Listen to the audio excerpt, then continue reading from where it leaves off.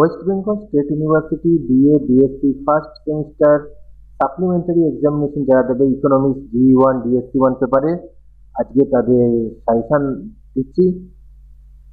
যারা সাজেশন দিচ্ছি এগুলো যদি সব করে যাও অবশ্যই কমন পাবে।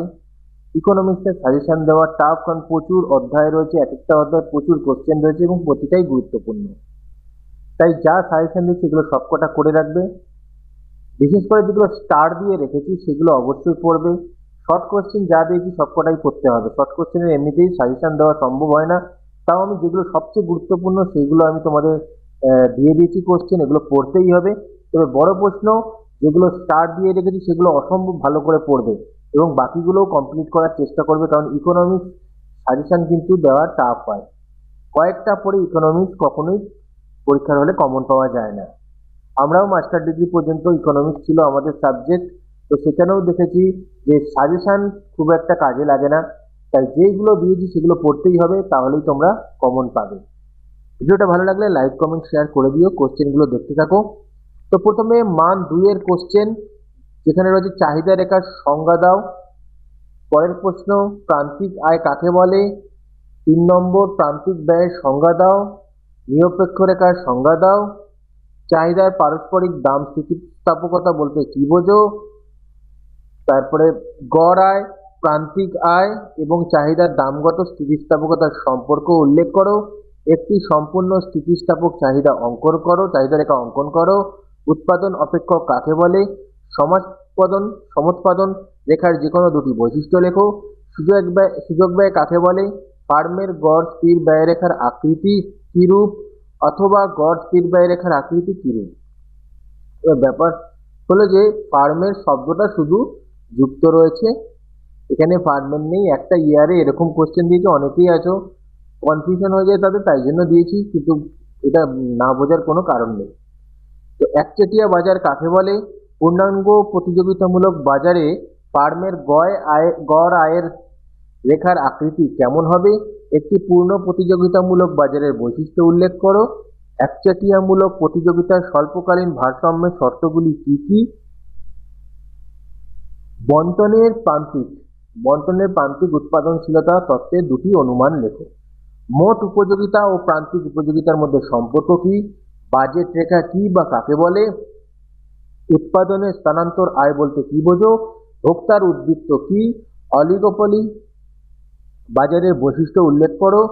সমহার মাত্রা প্রতিদান বলতে কি বোঝো। একচেটিয়া বাজারের বৈশিষ্ট্য উল্লেখ করো। ক্রমহ্রাসমান প্রান্তিক উপযোগিতার বিধিটি উল্লেখ করো। সাধারণ দ্রব্যের ক্ষেত্রে চাহিদা রেখার ঢাল কেমন হবে। উৎপাদন তত্ত্বের দীর্ঘকাল বলতে কি বোঝো। আর্থিক মজুরি ও প্রকৃত মজুরির মধ্যে পার্থক্য কি। প্রান্তিক স্থির ব্যয়ের মান কত। পরিবর্তনশীল অনুপাতের সূত্রটি উল্লেখ করো। সমোৎপাদন রেখা কাকে বলে। দাম পৃথকীকরণ কাকে বলে। প্রান্তিক উপযোগিতা বলতে কি বোঝো, অথবা প্রান্তিক উপযোগিতার সংজ্ঞা দাও। ইফেন দ্রব্য কি। পরিবর্তনশীল ব্যয়ের দুটি উদাহরণ দাও। গড় ব্যয় ও প্রান্তিক ব্যয়ের সম্পর্কটি কি। নিরপেক্ষ মানচিত্র কি। চাহিদার দাম স্থিতিস্থাপকতার মান একক হলে প্রান্তিক আয়ের মান কত হবে। মোট সুদ ও নিট সুদের মধ্যে পার্থক্য করো। অন্যান্য উপকরণের আয়ের থেকে মুনাফা কিভাবে পৃথক। স্থির ব্যয় কি প্রান্তিক ব্যয়কে প্রভাবিত করতে পারে। একচেটিয়া প্রতিযোগিতামূলক বাজারের যে কোনো দুটি বৈশিষ্ট্য লেখো। যোগানের সূত্র লেখো। দাম পৃথকীকরণ কাকে বলে। পূর্ণ প্রতিযোগিতামূলক বাজারে চাহিদা রেখার চিত্র অঙ্কন করো। আধা খাজনা কি, অথবা প্রায় খাজনা কি। দাম এবং মূল্যের মধ্যে পার্থক্য লেখো। নিরপেক্ষ রেখার যে কোনো দুটি বৈশিষ্ট্য বিবৃত করো। সমোৎপাদন রেখার সংজ্ঞা লেখো।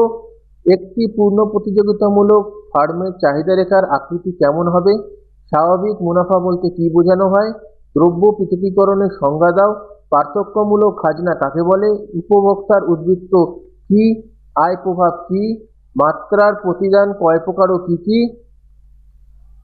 উৎপাদনের ক্ষেত্রে স্বল্পকাল ও দীর্ঘকালের মধ্যে পার্থক্য করো। সমোৎপাদন রেখা কাকে বলে। সমপ্রান্তিক উপযোগিতার নিয়ম উল্লেখ করো। সুযোগ ব্যয় বলতে কি বোঝো। অর্থনৈতিক সংজ্ঞা দাও। বাজারের ভারসাম্য বলতে কি বোঝো। চাহিদার পরিবর্তন বলতে কি বোঝানো হয়। ভোক্তার উদ্বৃত্ত কি। নিরপেক্ষ রেখা কাকে বলে। দাম ভোগ রেখা কি। পরিবর্তনশীল ব্যয়ের দুটি উদাহরণ দাও। উৎপাদন বন্ধের বিন্দু কাকে বলে? পূর্ণাঙ্গ প্রতিযোগিতামূলক বাজারে একটি ফার্মের প্রান্তিক বিক্রয়লব্ধ আয় রেখাটি অঙ্কন করো। এই কোশ্চেনগুলো তোমাদের পড়তেই হবে। এগুলো সবচেয়ে গুরুত্বপূর্ণ শর্ট কোশ্চেন, এগুলোর বাইরে নাও আসতে পারে। তবে এগুলো দেখো, এগুলো যা দিয়েছি এগুলো পড়বেই। এগুলো যদি বাদ দিয়ে করো তাহলে কিন্তু কমন পাবে না। মার্কস 5 থেকে পড়বে চাহিদার পরিবর্তনের কারণগুলি আলোচনা করো। 2 নম্বর মাত্রা বৃদ্ধি প্রতিদানের ওপর একটি সংক্ষিপ্ত টিকা লেখো, যেটা সবচেয়ে গুরুত্বপূর্ণ। তারপরে হচ্ছে পরিবর্তনশীল উপাদানের নিয়ম ও আয়তনের পরিবর্তনজনিত প্রতিদানের নিয়মের মধ্যে পার্থক্য করো, এটাও গুরুত্বপূর্ণ। একচেটিয়ামূলক প্রতিযোগিতা বাজার ব্যবস্থার বৈশিষ্ট্য লেখো, গুরুত্বপূর্ণ রয়েছে। ঋণাত্মক ঢালযুক্ত সরলরৈখিক চাহিদা রেখার কোনো নির্দিষ্ট বিন্দুতে চাহিদার দামগত স্থিতিস্থাপকতা কিভাবে পরিমাপ করা হয়। পূর্ণাঙ্গ প্রতিযোগিতামূলক বাজারের বৈশিষ্ট্যগুলি লেখো। চাহিদার দামগত স্থিতিস্থাপকতা নির্ধারণকারী বিষয়গুলি আলোচনা করো। একটা জিনিস বলে রাখি, যা দিয়েছি সাজেশন সবকটা পড়বে, স্টার পার না, এটা গুরুত্বপূর্ণ। বলছি অনেকবার এসেছে, তার মানে এই একটা কোশ্চেনে তো তোমাদের সাজেশন হবে না, তাই যা দিয়েছি সবকটাই পড়তে হবে। চিত্রের সাহায্যে পূর্ণ প্রতিযোগিতার বাজারে উৎপাদন বন্ধের বিন্দুটি সংক্ষেপে আলোচনা করো। একটি উৎপাদন প্রতিষ্ঠানের একচেটিয়া ক্ষমতা কিভাবে পরিমাপ করবে। বন্টনের প্রান্তিক উৎপাদনশীলতা তথ্যের অনুমানগুলি আলোচনা করো। চাহিদার সূত্রের ব্যতিক্রমগুলি আলোচনা করো, খুবই গুরুত্বপূর্ণ। এগুলো গুরুত্বপূর্ণ যেগুলো বলছি, এটা একাধিকবার পরীক্ষায় এসেছে, তাই জন্য বাকি সব কোশ্চেনই গুরুত্বপূর্ণ রয়েছে। এবছরের জন্য সাজেশনের প্রতিটা কোশ্চেনই গুরুত্বপূর্ণ রয়েছে, কিন্তু যেই কোশ্চেনগুলো বেশি স্টার দিচ্ছে এগুলো অনেকবার এসেছে পরীক্ষায়, সেই জন্য স্টার দেওয়া হয়েছে। একজন একচেটিয়া কারবারি তার চাহিদা রেখার স্থিতিস্থাপক অংশে উৎপাদন করে কেন? পার্থক্যজনিত খাজনা বলতে কি বোঝো? গড় স্থির ব্যয়ের আকৃতি একটি উপযুক্ত চিত্রের সাহায্যে ব্যাখ্যা করো, খুবই গুরুত্বপূর্ণ। দাম পৃথকীকরণ সম্পর্কে একটি সংক্ষিপ্ত টিকা লেখো। আয় ভোগ রেখা এবং দাম ভোগ রেখা কেমনভাবে পাবে, খুব গুরুত্বপূর্ণ রয়েছে। পরিবর্তনশীল অনুপাতের নিয়মের ওপর টিকা লেখো, অথবা পরিবর্তনশীল অনুপাত বিধি কাকে বলে চিত্রসহ ব্যাখ্যা করো। ফার্মের বিস্তার পথের ওপর সংক্ষিপ্ত টিকা লেখো, খুবই গুরুত্বপূর্ণ। মজুরি নির্ধারণের ক্ষেত্রে প্রান্তিক উৎপাদনশীলতার তত্ত্ব আলোচনা করো। দেখো এখানে 18টা 5 নম্বরের কোশ্চেন আছে, 18টাই পড়বে। তবে স্টারগুলো দিয়েছি, এগুলো বেশিরভাগ পরীক্ষায় এসেছে, সেই জন্য স্টার দেওয়া হয়েছে। এই 18টা 5 নম্বরের প্রশ্ন কিন্তু কমপ্লিট করে রাখবে, এগুলো থেকে আসতে পারে পরীক্ষায়। 10 নম্বরের জন্য পড়বে চাহিদা রেখা নিম্নমুখী হয় কেন। দেখাও যে একটি সরলরৈখিক চাহিদা রেখার উপর বিন্দু স্থিতিস্থাপকতার মান 0 থেকে অসীমের মধ্যে থাকে। এই 10 নম্বর শুরু হচ্ছে। তারপরে হচ্ছে চাহিদার সূত্রটি উল্লেখ করো। আয় প্রভাব ও পরিবর্তন প্রভাব বলতে কি বোঝো? এই সূত্রের ব্যতিক্রম কি কি? দেখো এগুলো কিন্তু 5 নম্বরেও দেওয়া হয়েছে, তাই পড়ে রাখতে কোনো অসুবিধা নেই। চাহিদার পরিবর্তন ও চাহিদার পরিমাণে পরিবর্তনের মধ্যে পার্থক্য নির্দেশ করো। 10 নম্বরে হলো, এটা খুবই সহজ কোশ্চেন, টুকরো টুকরো করে রয়েছে, অবশ্যই পড়ে রাখবে। অথবা দিয়ে রয়েছে আয় প্রভাব ও পরিবর্তন প্রভাব বলতে কি বোঝো? চাহিদার পরিবর্তন ও চাহিদার পরিমাণে পরিবর্তনের মধ্যে পার্থক্য নির্দেশ করো, খুবই গুরুত্বপূর্ণ রয়েছে। দাম পরিবর্তনের পরিবর্তন প্রভাব ও আয় প্রভাব চিত্রসহ ব্যাখ্যা করো। নির্দিষ্ট দ্রব্যের সংজ্ঞা দাও। এটা 5 নম্বরের মধ্যেও ছিল, এগুলো কোনো অসুবিধা নেই, মুখস্থ করে নেবে। পূর্ণ প্রতিযোগিতামূলক বাজারের বৈশিষ্ট্য কি? উৎপাদন বন্ধের বিন্দু ও আয় প্রভাব আয় ব্যয় সমতার বিন্দু দুটি চিত্রসহ ব্যাখ্যা করো। দাম পৃথকীকরণ কখন সম্ভব ও কখন লাভজনক? একচেটিয়া ক্ষমতার মাত্রার সংজ্ঞা দাও। কিভাবে মুনাফার উদ্ভব হয়? রিকার্ডো খাজনা তত্ত্বটি আলোচনা করো। আধা খাজনা ধারণাটি চিত্রসহ ব্যাখ্যা করো, অথবা রিকার্ডো খাজনা তত্ত্বের উপর একটি টিকা লেখো, খুবই গুরুত্বপূর্ণ প্রশ্নটি। নিরপেক্ষ রেখা পদ্ধতিতে কিভাবে একজন ক্রেতার ভারসাম্য নির্ধারিত হয় তা আলোচনা করো। মোট দাম প্রভাব সমান সমান আয় প্রভাব যুক্ত পরিবর্তন প্রভাব কিভাবে হয় দেখাও। নিরপেক্ষ রেখা অথবা নিরপেক্ষ রেখা কি? নিরপেক্ষ রেখার সাহায্যে ক্রেতার ভারসাম্য অর্জনের প্রক্রিয়াটি ব্যাখ্যা করো, খুবই গুরুত্বপূর্ণ রয়েছে। একচেটিয়া কারবারের ক্ষেত্রে কোনো যোগান রেখা থাকে না, ব্যাখ্যা করো। অথবা একচেটিয়া কারবারে যোগান রেখা থাকে, উপযুক্ত চিত্রের সাহায্যে ব্যাখ্যা করো। পরবর্তী কোশ্চেন, দীর্ঘকালীন ব্যয় ও স্বল্পকালীন ব্যয়ের মধ্যে পার্থক্য করো। দীর্ঘকালীন গড় ব্যয় রেখাকে স্বল্পকালীন গড় ব্যয় রেখার বহিঃস্পর্শক বলে কেন? স্বল্পকালীন গড় ব্যয় রেখা ও দীর্ঘকালীন গড় ব্যয় রেখার মধ্যে সম্পর্ক ব্যাখ্যা করো। ঋণযোগ্য তহবিল তত্ত্ব, সুদ নির্ধারণের ঋণযোগ্য তহবিল তত্ত্বটি আলোচনা করো। পূর্ণ প্রতিযোগিতামূলক বাজারের বৈশিষ্ট্য কি দেখো আবার দেওয়া হয়েছে, এই ফার্মের ক্ষেত্রে দীর্ঘকালীন ভারসাম্য আলোচনা করো।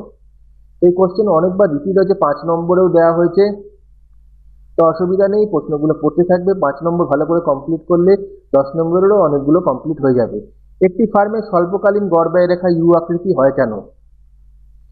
একটি সরলরৈখিক চাহিদা রেখার উপর একটি নির্দিষ্ট বিন্দুতে কিভাবে চাহিদা দাম স্থিতিস্থাপকতা পরিমাপ করা যায়? নিরপেক্ষ রেখা কেন্দ্রের দিকে উত্তল হয় কেন? নিরপেক্ষ রেখার সাহায্যে ভোক্তার ভারসাম্য অর্জনের প্রক্রিয়াটি ব্যাখ্যা করো। একটি স্বল্পকালীন প্রতিযোগিতামূলক ফার্মের যোগান রেখা নির্ধারণের পদ্ধতিটি চিত্রসহ ব্যাখ্যা করো। দ্রব্য ও শ্রমের বাজারে পূর্ণ প্রতিযোগিতামূলক থাকলে কিভাবে মজুরির হার নির্ধারিত হয় তা ব্যাখ্যা করো। পূর্ণ প্রতিযোগিতামূলক বাজারের ক্ষেত্রে শ্রমিক সংঘ কি মজুরি বাড়াতে পারে? স্বল্পকালীন গড় ব্যয় রেখা থেকে কিভাবে দীর্ঘকালীন গড় ব্যয় রেখা পাওয়া যায়? অথবা পূর্ণ প্রতিযোগিতামূলক বাজারে কেমনভাবে দীর্ঘস্থায়ী ভারসাম্য নির্ধারণ করা হয়? পূর্ণ প্রতিযোগিতামূলক বাজারে দীর্ঘস্থায়ী ভারসাম্যের শর্তগুলো কি কি?